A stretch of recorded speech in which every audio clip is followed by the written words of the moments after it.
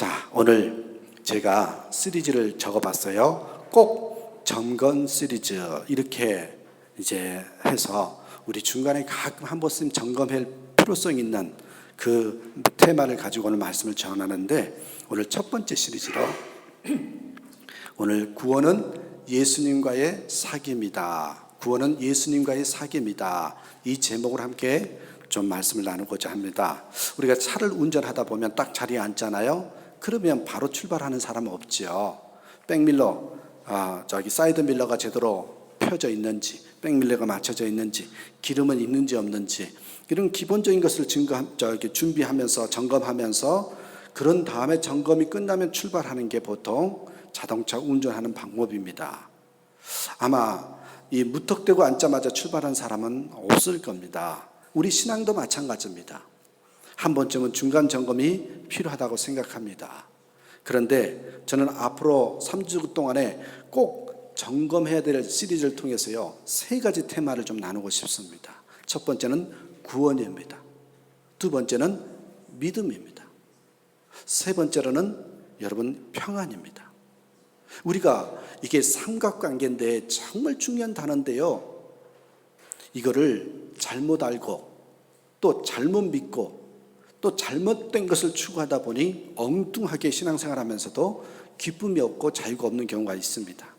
그래서 이 구원, 믿음, 평안의 테마로 나눠서 이제 오늘 첫 번째로 구원에 대해서 좀 말씀을 나누고자 합니다.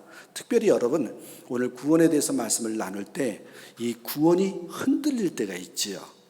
나는 구원받았다. 이게 흔들리는 경우가 왜 그런지 그 포인트에다가 초점을 맞춰서 함께 말씀을 나누고자 합니다. 그래서 오늘도 세 가지를 나눌게. 첫 번째 보시겠어요? 첫 번째는요, 구원은 예수님과의 사귐이다. 이 테마가 중요합니다. 이렇게 믿고 신앙생활 하셔야 구원이 흔들리지 않습니다. 여러분, 우리가 먼저 분명히 해야 되는 게, 당신은 구원받았습니까? 이 질문을 여러분이 받으면 이제부터 그것이 무슨 의미인가를 정확히 알아야 된다는 겁니다. 정확히 모르면 흔들립니다. 엉뚱한 행동을 하게 되어 있습니다. 그래서 이단에 빠져요. 여러분, 구원, 죽어서 천국 가는 거, 이렇게만 알고 있는 분도 있을 겁니다. 맞습니다. 죽어서 천국 가는 거, 그것도 구원입니다. 그런데 이것만으로만 알면 곤란하고 자꾸 그러면 흔들려요. 구원이 뭘까요? 여러분, 구원받았습니까? 이것은 당신은 교회를 다니고 있습니까?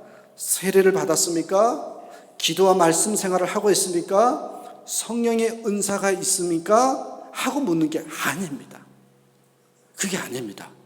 성경에서 말하는 당신은 구원받았는가 하는 질문은 여러분 간단합니다. 지금 당신이 예수님과의 관계가 어떠한가? 그걸 물어보는 거예요. 성경은 우리가 구원받은 것을 여기저기에서요, 예수님과의 관계, 또 예수님과의 이 사귐, 이렇게 묘사하고 있는 게 참 많습니다. 대표적인 성경 구절 두 군데만 좀 보실까요? 먼저 요한계시록 3장 20절에 나와 있습니다. 구원은 뭐다? 예수님과의 관계다. 예수님과의 사귐이다. 이렇게 표현하고 있는 게 요한계시록 3장 20절에 볼지어다 내가 문 밖에 서서 두드리노니 누구든지 내 음성을 듣고 문을 열면 내가 그에게로 들어가 그와 더불어 먹고 그는 나와 더불어 먹으리라. 이렇게 표현되어 있습니다. 예수님을 영접하고 구원을 받은 것이 예수님과 함께 뭐래요? 식사하는 관계라고 표현을 하고 있습니다. 식사하는 관계. 여러분, 아무리 부부끼리도요, 이 부부가 가까워도 하루 세 끼 함께 식사하는 것이 쉽지 않습니다. 여러분 중에서 부모님과 늘 세 끼 식사를 같이 하는 분이 계십니까? 여러분, 부모와 자녀 관계에도요, 세 끼 식사를 함께 하기는 어렵습니다. 그런데 예수님은 나와 늘 식사를 같이 하시는 분이시랍니다. 관계를 말해주고 있는 거예요. 그만큼 친밀한 관계라는 거예요. 그것이 예수님 영접하고 구원받은 것입니다. 식사를 하는 관계. 그 다음에 또 한번 볼까요? 더 정확히 또 하나, 이 사귐에 대해서 얘기하는데 요한일서 1장 3절의 말씀을 보면 정확히 나와 있습니다. 우리가 보고 들은 바를 너희에게도 전함은 너희로 우리와 사귐이 있게 하려 함이니 우리의 사귐은 아버지와 그의 아들 예수 그리스도와 더불어 누림이라. 여러분, 여기에 잘 표현이 되어 있습니다. 아버지와 예수 그리스도와 더불어 사귐을 누리는 것, 이것이 복음이 전해주고 구원받은 모습입니다.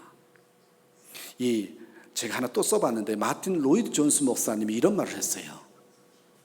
이 복음의 핵심이라는 책에서 기독교를 이렇게 정의 내렸습니다. 이걸 정확하게 표현했기 때문에 제가 이걸 써놓은 거죠. 기독교는 무엇인가? 이 복음의 핵심이라는 책에서 이렇게 말해요. 기독교는 1차적으로 교훈도 아니고 철학도 아니고 어떤 생활 방식도 아닙니다. 기독교는 그 무엇보다도 한 인격체와의 관계입니다. 기독교는요, 관계랍니다. 관계. 예수님과의 관계가 기독교라는 거예요. 예수님과의 관계를 맺고 있는 게 크리스찬이라는 거예요. 이건 구원도 마찬가지입니다. 우리가 선포하는 구원은 여러분 마음의 마음의 이 변화를 말하는 것이 아닙니다. 행동이 어떠한가를 말하는 것도 아닙니다. 1차적으로 구원은 예수 그리스도와의 사귐입니다. 예수님과의 관계를 맺는 게 구원이라는 거예요. 이 개념을 분명히 우리 갖고 계셔야 됩니다. 여러분이 예수님과의 어떤 사귐이 있으신지요? 한번 생각해 보시죠. 그래, 예수님 구원이, 기독교가 예수님과의 관계래, 사귐이래. 그러면 나는 어떤 관계, 어떤 사귐을 갖고 있는 건지. 예를 들면 여러분, 오늘 아침에 일어나서 그리고 예배에 올 때까지 지금 이 자리에서 여러분 예수님과의 사귐이 있으신지요? 어떤 분은 아침에 일어나면 침대에서 큐티하신 분들 계실 겁니다. 그걸 뭐라 그럴까요? 사귐이라 그렇죠. 여러분, 오늘 찬양을 드리고 예배 가운데 말씀을 듣는 이 시간에도 지금 예수님은 나와 함께 계시는 분이십니다. 그렇게 마음을 먹고 말씀을 듣고 찬양을 하시면요, 지금 하나님과 주님과의 관계 속에 여러분 사귐이 있는 거예요.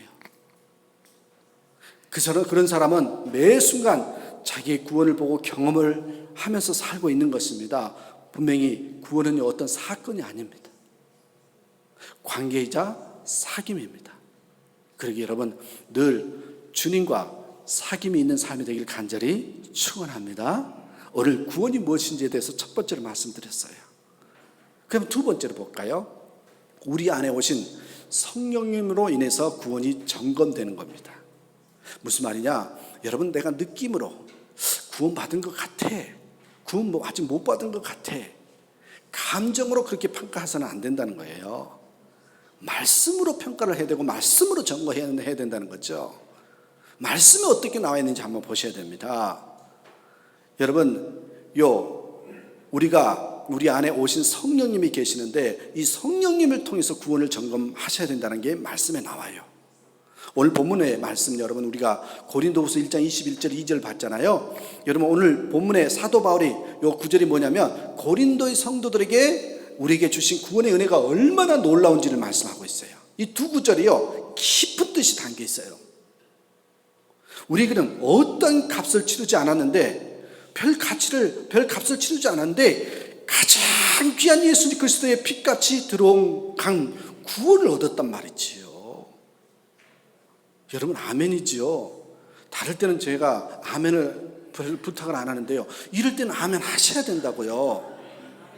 가장 귀한 예수 그리스도의 피같이 들어간 구원을 얻은 자들이 우리들입니다. 여러분, 그런데 하나님은 우리가 구원에 있어서 흔들지 않고 더욱 굳건히 서 있기를 원하십니다. 그래서 21절 보세요. 우리를 너희와 함께 그리스도 안에서 굳건하게 하시고 우리에게 기름을 부으신 이는 하나님이시네. 우리가요, 그리스도 안에서 굳건하고 견고하게 서는 것이 하나님의 계획입니다. 근데 내가 구원 받았는지 안 받았는지 흔들리면 안 되죠. 오늘 본문에 사도 바울이 우리가 이렇게 굳건히 서게 하기 위해서 하나님이 행하신 일이 있다는 겁니다. 우리 신앙이 흔들리지 않고 굳건하게 해서 하시는 일이 뭘까요? 22절에 나와요. 고린도후서 1장 22절에 그가 또한 우리에게 뭐래요? 인치시고 또요, 보증으로 우리 마음에 성령을 주셨느니라. 이게 보세요, 노란색으로 되어 있는 게 하나님께서는 또한 우리를 자기 것으로 표로 인을 치시고 보증으로 우리 마음에 성령을 주셨습니다. 표준세 번역은 그렇게 돼 있다고요. 성령을 주셨대요. 보증으로요. 보증으로. 여러분, 분명하게 이 말씀을 붙들으셔야 됩니다. 하나님이 우리를 자기의 것이라고 아예 인을 치셨다는 겁니다. 이 말은 우리를 구원하셨다는 겁니다. 그리고 그 보증으로 또 보증까지 서주셨어요. 구원만 시켜준 게 아니라 보증으로 뭘 주셨대요? 성령을 주셨다는 겁니다. 제가요, 이 말씀을 묵상하다가 얼마나 놀랐는지 모릅니다. 그냥 스쳐 지나가다가 보는데 특별히 말씀을 준비하면서 묵상하고 또 묵상하다 보니까 굉장한 깊은 은혜가 담겨 있더란 말이죠. 하나님이 우리가 보기에 정말 이해가 되지 않는 일을 하신 겁니다. 여기에 보증이라는 단어 있잖아요. 보증. 이 보증이라는 단어를 헬라 단어로 보면 아르라본이 되어 있는데 번역하면요, 보증금, 저당물 이런 뜻이에요. 보증금, 저당물이라는 뜻의 이 상업 용어죠. 왜 그러냐면 고린도는 큰 두 개의 항구가 있었거든요. 그래서 사도 바울이 편지를 쓸 때 그들이 알아들 수 있는 용어를 보기 위해서 이렇게 상업적인 용어를 쓴 겁니다. 그런데 여기에 여러분, 보증금이요, 누가 누구에게 주는 것인가요?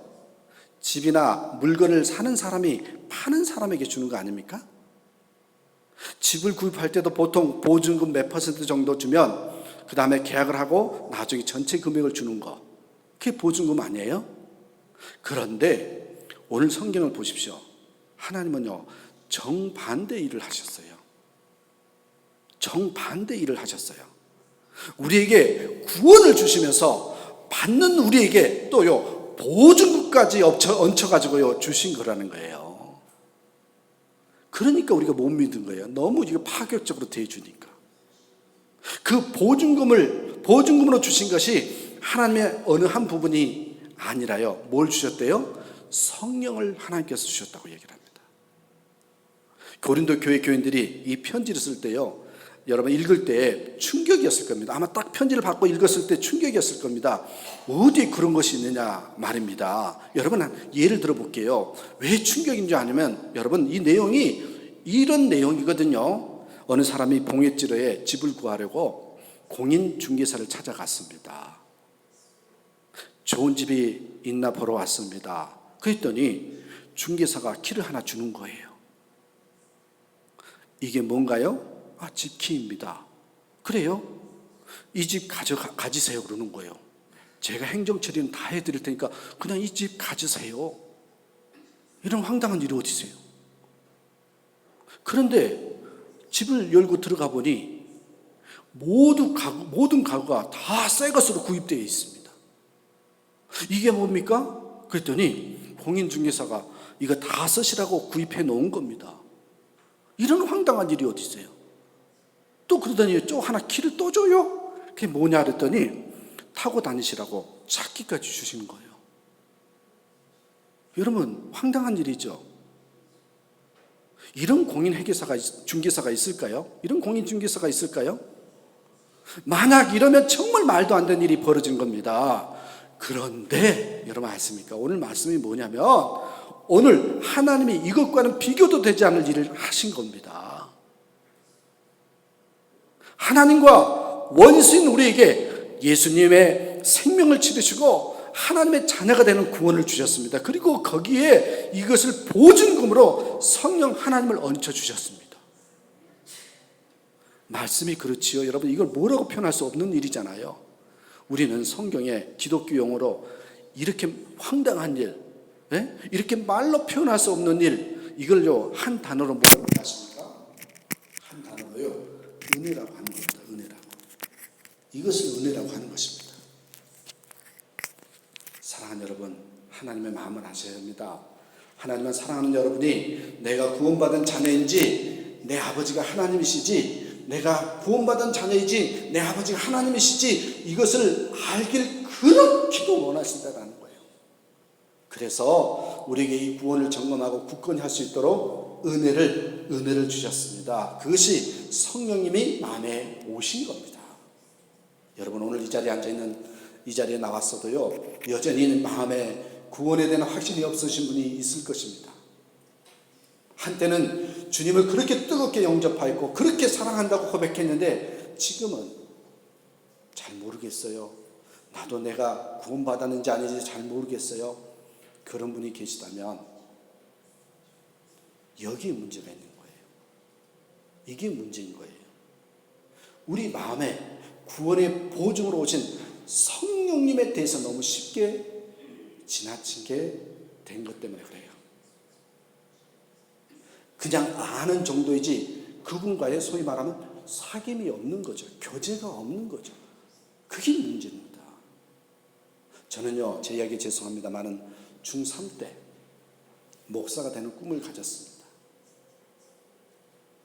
가족 중에 목회자가 있는 것도 아니고 누구 한 분이라도 너는 목회자가 되라 그렇게 한 분이 없으셨어요. 이상하게 어렸을 때부터 나는 목사가 돼야 한다는 마음이 있었습니다. 그래서 저는 고등학교 때 별명이 뭔지 아십니까? 저 고등학교 때 별명이요, 전도사였습니다. 전도사. 제 아내가 제 고등학교 사진 보더니 진짜 전도사 같대요. 무슨 말인지 아십니까? 얼굴이 그렇게 늙었다는 거예요. 지금 얼굴이 그때 얼굴입니다. 별명이 전도사였습니다. 나이가 들어 보인다, 늙어 보인다 이런 뜻도 있지만요, 여러분 제 고등학교 때요, 나는 이미 목사가 될 거라고 하는 그런 마음을 가지고 있었기 때문에 전도사처럼 또 행동을 했었습니다. 그래서 다른 곁길로 빠질 수가 없었어요. 별명도 전도사죠. 내 마음가운데 나는 목회자라고 생각을 했으니까.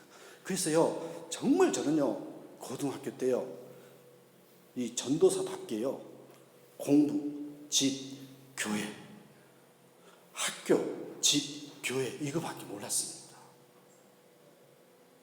그리고 여러분 아십니까? 신학생 과정을 거치고 전도사 과정을 거치고 목사 이렇게 교회를 섬기면서 하나님의 말씀을 전했습니다. 저는 말씀에 대해서 훈련도 받았고 알았습니다. 신앙생활도 비교적 모범적으로 했습니다. 그런데 문제가요, 나중에 알게 된 것인데요, 목사 안수 받을 때만 알게 된 건데요, 제 안에 오신 예수님과의 사귐은 그것이 어떤 것인지 전혀 몰랐었던 거예요. 그저요, 교회 일 잘 섬기고 열심히 하는 것이 신앙생활을 잘하는 것이라고 구원받은 삶인 줄만 알았습니다. 여러분, 그러면 구원은 반드시 흔들립니다. 그렇게 생각하고 구원이라고, 그게 구원이라고 생각하시면 흔들리게 되어 있습니다. 직분이 중요한 게 아니죠. 목회를 하면서 가장 힘들었던 게 뭔지 아십니까? 이 구원에 대한 설교는 하지만요, 저 스스로 구원의 확신이 없었던 거죠. 그러면서 가르쳐요. 그러면서 마치 자기는 확신이 있는 것처럼. 여러분 아세요? 더 확신이 없으면요, 목소리는 더 커지거든요.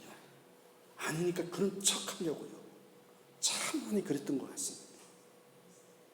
특별히 은밀한 죄가 이겨지지 않고 제 안에 온갖 더러운 마음들이 가득할 때는요, 사랑, 용서도 안 되고 이기적인 나의 모습을 볼 때는 더 그랬습니다. 그럴 때면 늘 내가 구원받은 것이 맞는가 하는 생각이 들었습니다. 그리고 나중에 내가 목회자의 길을 걷는데 공부 다 하고 이제 곧 안수를 받는데 정말로 그때는 목사 안수 안 받았으면 좋겠다, 이 되돌릴 길이 있으면 좋겠다, 이런 생각을 했던 적이 있었습니다. 여러분, 저를 포함하여 여기에 있는 많은 성도님들이 진짜 문제가 무엇일까요? 구원을 못 받은 것일까요? 물론 그런 분들도 있을 겁니다. 그런 분들에게 제가 간절히 이 시간에 요청합니다. 여러분에게 예수님 필요합니다. 예수님 꼭 영접하셔야 합니다. 그러나 여기 있는 대부분은요, 구원을요, 지식적으로만 알지 구원의 본질인 예수님과의 사귐에 대해서 너무 모르고 사는 것이 진짜 문제입니다. 그러니 자신이 구원받은 그 받은 구원에 대한 거룩한 확신이 없는 겁니다. 여러분, 여기에 설교 원고에는 없는데 어떤 장로님이 그랬대요. 집사님이 찾아가서 구원을 받았는지 못 받았는지 확신이 없다고 하니까 집사님 세례 받으셨어요? 그랬더니 왜 받았다고. 세례 받았으면 확신을 가지고 살아야지 왜 흔들리냐고 혼내고 왔다는, 혼나고 왔다라는 그런 얘기를 들은 적이 있습니다. 여러분 과연 세례 받았다고 구원 받았을까요? 여러분 한번 보세요. 앤드루 머리라는 목사님이 썼어요. 이 세상에서 드러나는 신앙 상태에 대해서 곰곰이 생각하면서 더욱더 기도하면 할수록 그리스도인들의 영성생활이 바닥을 헤매는 이유를 더 깊이 확신하게 된다. 그 이유는 이 땅에서 우리 영혼이 하늘에 계신 하나님 아버지와 날마다 교제를 나누도록 하는 것이 바로 우리 회심의 목적임을 충분히 깨닫지 못하고 있기 때문이다. 우리가 분명히 할 것이 있습니다. 내 안에 성령님이 오셨다. 그것에 대해서 정말 믿는 겁니다. 내 안에 성령님이 오셨다. 이게 믿어지지 않으면요, 흔들립니다. 흔들립니다. 여러분 예배를 하는 이 시간에도 내 안에 예수님이 계셔요. 그것을 정말 그렇게 믿어요. 그러면 여러분 아세요? 벌써 마음이 달라집니다. 이 예배 태도가 달라지고요. 예배에 느껴지는 하나님과의 관계가 달라져요. 내 마음이 예수님이 계시다고 생각하고 성령님이 계시다고 믿어지면요. 여러분 학교에서, 사업장에서, 직장에서도요, 예수님 내 마음에 계세요. 성령님이 내 마음에 오셨어요. 이런 마음을 가지고, 이 확신을 가지고 여러분 그 터전에서 섬기면요, 확실히 다르다니까요. 이게 사귐이요, 여러분 이게 관계입니다. 여러분 부탁을 드립니다. 우리요 예수님과의 교제를 날마다 점검하고 가능하면 그것을 한번 큐티를 하면서 기록을 해보십시오. 저는 그걸 위해서 영성일기를 씁니다. 아주 짧은 시간이라도 한마디, 한 말씀만 주님으로부터 받은 말씀이 있다면 그날은 살아납니다. 아침에 주와 교제하는 시간이 조금이라도 있으면 여러분 하루 사는 것이 달라집니다. 그래서 새벽 기도가 다른 겁니다. 다 그런 경험을 하게 됩니다. 그러면 내 안에 있는 구원은요, 흔들리지 않게 됩니다. 비로소 내 안에 거룩한 확신이 일어난단 말입니다. 보증 대신 성령님이 계시고 내가 그것을 날마다 확인하고 경험하고 사니 흔들릴 이유가 없는 거지요. 그러니 여러분 이러한 삶이 되도록 다시 한번 점검하셨어요. 항상 그렇게 고백하십시오. 내 안에 성령님이 계신다. 나는 예수님과 함께 살고 있다. 이런 고백이 넘치는 저와 여러분 되시길 간절히 축원합니다. 마지막 세 번째로 보겠습니다. 구원은 삶으로 이어져야 한다. 삶으로 이어지게 돼 있어요. 진짜 주님과 사귐과 있고 주님과 교제하면요, 삶은요 이어지게 돼 있어요. 여러분 무슨 말이냐? 여러분 가운데 이런 질문이 있습니다. 우리가 정말 구원에 대한 확신을 갖는 것이 과연 성경적일까? 난 구원받은 확신이 있어. 이렇게 말하는 것에 대해서 마음에 부담이 되신 분들도 있으실 겁니다. 그렇게 말하면 교만한 것 같아요. 또 그렇게 말하면 당장 구원받았다면서 하는 행동이 왜 그래? 성질도 못 바꾸면서 그런 말 들을 것 같아가지고 그런 말도 못하는 거예요. 여러분 이게 우리가 갖고 있는 마음이거든요. 성경에서는요, 여러분 바울 사도가 구원에 대해서 뭐라고 하는지 아십니까? 늘 두렵고 떨리는 태도를 가지라고 그랬어요. 한번 보시겠어요? 빌립보서 2장 10절, 이 말씀이 굉장히 중요한 말씀이거든요. 구원에 대해서 이 말씀이 굉장히 중요합니다. 그러므로 나의 사랑하는 자들아, 너희가 나 있을 때뿐 아니라 더욱 지금 나 없을 때도 항상 복종하여, 그 다음에 뭐래요? 두렵고 떨림으로 너희 구원을 이루라. 이게요, 잘 이해가 안 되신 분들도 있을 거예요. 두렵고 떨리는 마음으로 구원을 이루라. 나는 이미 구원 받았는데 뭘 또 이루어? 이런 생각이 드실 분이 있을 거예요. 그런 뜻이 아닙니다.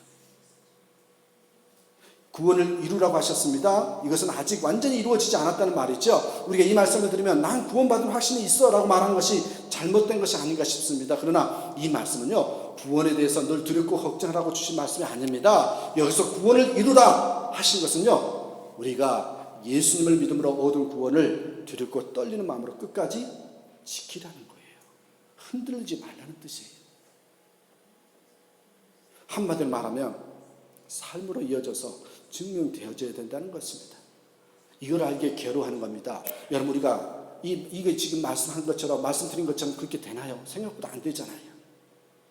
우리가 신앙생활을 하다 보면 어떨 땐 내 모습이 구원받은 자라 하기엔 너무 초라하고 주님께 죄송할 때가 있습니다. 지금도 그런 마음으로 나온 성도들이 있을 겁니다. 습관적으로 죄로 인해서 무너지고 전혀 바뀌지 않는 나를 보고 너무 힘든 상황에 믿음도 잃은 것 같은 그런 이도 있을 겁니다. 얼굴은 멀쩡하지만 마음은 한없이 무너져 있는 분들도 있을 겁니다. 그렇다면 지금 여러분은 구원에 대해서 흔들릴 때가 아니라 어때래요? 두렵고 떨리는 마음으로 구원을 이룰 때라는 거예요. 이때 자신의 구원을 점검해 봐야 됩니다. 내 안에 오신 성령으로 한번 점검해 보셔야 돼요. 청소년 사역을 하는 전도사님의 이야기를 제가 듣거든요. 바로 이거다 이런 생각이 들었거든요. 이 두렵고 떨리는 마음이 뭘까 생각하는 거예요. 이 청소년 사역을 하시는 전도사님 이야기인데 중등부 학생이 하나 있었답니다. 근데 이 아이는 친구의 전도를 받고요. 가족 중에 처음으로 예수를 믿는 거예요. 가족 중에 처음으로 예수를 믿었는데 주일에 아버지가 교회 가는 것을 그렇게 반대를 하는 거예요. 그렇게 반대를 무릅쓰고 교회를 나온 친구였는데 정말요 활발히 활동을 했습니다. 찬양을 잘 몰라도요 한 주도 빠지지 않고 잘 섬겼습니다. 그런데 어느 주에 찬양을 시작하는데 깜짝 놀랐어요. 무슨 일이 있었냐면 이 아이가요 여기에 이렇게 서너 명이서 찬양 인도를 하는데요 찬양은 전혀 하지 않고요 엉엉 우는 겁니다. 계속 울고만 있는 겁니다. 정말 전도사님 보기에 난감하더래요. 지금 예배 시간인데 저렇게 울면 예배 분위기가 어떻게 되고 찬양이 어떻게 될까 당연히 걱정되겠지요.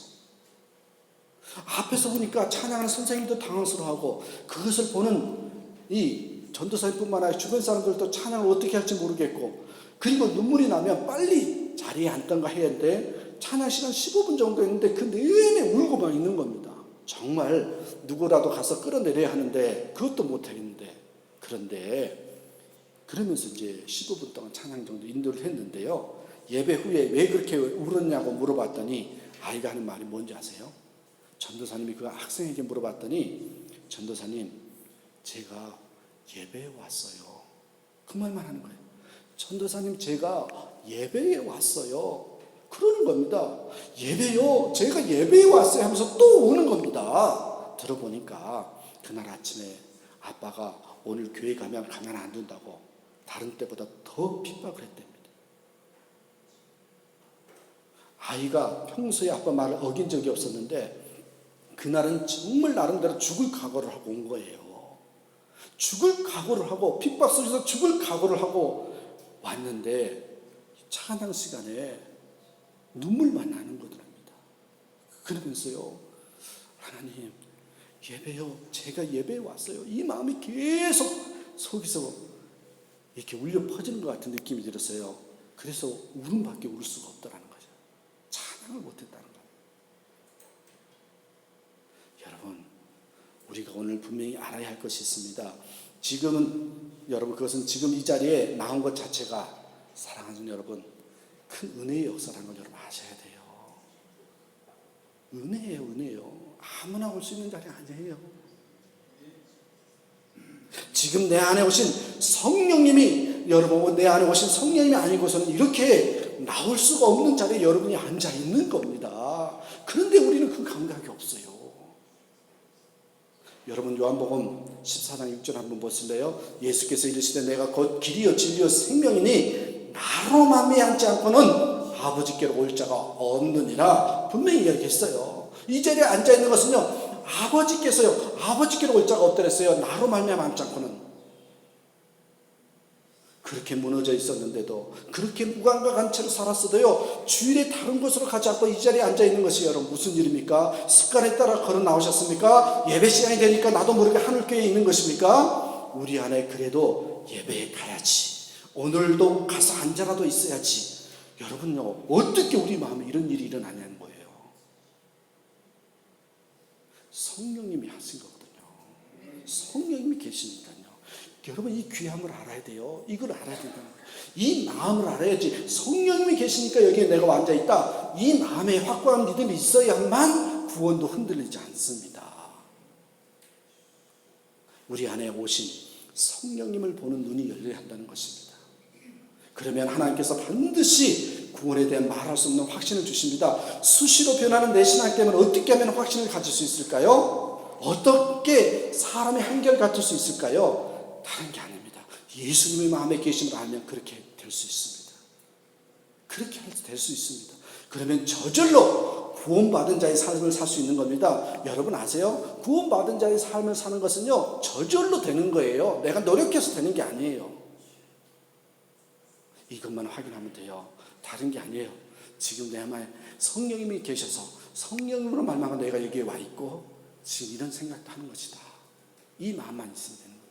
그러면 흔들리지 않습니다. 사랑하는 여러분, 구원받은 것은요, 자격증이나 합격증을 받은 것이 아니라는 겁니다. 여러분 보세요. 운전면허증을 받으면 운전을 해도 경찰이 두렵지 않죠. 여러분 대학 합격증을 받으면요, 당당하게 이 합격의 기쁨을 누립니다. 이제 두렵고 떨리는 마음은 없어집니다. 그러나 세례받고 구원받은 자는 다릅니다. 예수님과 함께 산다면 사람의 마음이 어떻겠습니까? 두렵고 떨리는 마음 아니겠습니까? 여러분 정말 그래요. 우리 새벽기도 때 최 목사님께서 경건이 뭐냐라고 설교를 해드렸었는데요, 기가 막히게 해석을 잘 해주셨어요. 너무 사랑하는데요, 너무 좋은데요, 두려워요. 두려운데요, 너무 좋아요. 그러니까 가까이 가고 싶은 거. 그게 경건이랍니다. 이런 것 같아요. 함께 이 영성 이리어스 목사님이 어느 교회 홈페이지 게시판에 실린 글을 소개해 주었습니다. 한번 들어보실래요? 이게요, 두렵고 떨리는 마음으로 이루는 거예요. 오늘 차로 접촉사고를 냈다. 주위에는 아무런 사람이 없었다. 그냥 가려는 그 순간 예수님이 보고 계신다는 생각이 들었다. 차 주인을 찾아가 사고 경위를 말씀드렸더니 차 수리를 해달란다. 말을 들어보니 이참에 기존에 수리해야 할 부분까지 다 수리하려는 속셈이 환히 들여다 보였다. 몇몇 주변 분들은 본 사람이 없는데 왜 자기 발로 찾아가서 문제를 만들었냐고 머리를 절레절레 흔든다. 바보가 된 기분이었다. 그런데 한 가지 확신하는 것은 예수님이 그때 봤다는 것이다. 나는 바보다. 예수님만 아는 바보다. 이런 글이었습니다. 여러분, 이런 삶을 사는 자가요, 성령님이 마음에 오신 것을 확신하고 사는 자고요, 예수님과 함께 사는 자고요, 죄송합니다, 구원받은 자의 삶입니다. 이렇게 산다면 흔들리지 않습니다. 이게 주님과의 사귐입니다. 이게 주님과의 관계입니다. 이게 구원받은 것입니다. 구원받은 사람은 마음에 예수님을 모시고 사는 사람입니다. 여러분 잊지 마십시오. 구원받은 사람은 마음에 예수님이 모시고 사는 사람입니다. 예수님께서 우리 안에서 하나님을 기쁘시게 할 것을 사모하게 하시고 또 그 일을 하게 하십니다. 사랑하는 여러분, 구원의 삶으로 이어져서 누리고 증명되고 삶으로 전파되는 그런 저와 여러분의 삶이 되기를 간절히 축원합니다. 기도하겠습니다. 하나님 감사합니다. 구원이 확신이 흔들리고 있다면 바로 내 안에 예수님이 계시고 성령님이 계시다는 것이 흔들리고 있다는 것을 다시 한번 깨달아 더 자주 주님과 교제하고 주님과 사귐이 있는 우리의 삶이 되게 하옵소서. 그리하여 어떤 여건 속에서도 흔들리지 않고 내가 사람의 눈을 의식한 것이 아니라 주님이 나와 함께 하시고 주님이 보고 계시다는 것을 믿고 행동으로 삶으로 이루어지는 구원받은 자의 삶이 되게 하옵소서. 그렇게 이끄실 주님을 찬양하며 예수의 이름으로 축복하고 기도하옵나이다. 아멘. 우리 준비하신 예물 드리겠습니다. 찬양 하나님의 약속을 부르며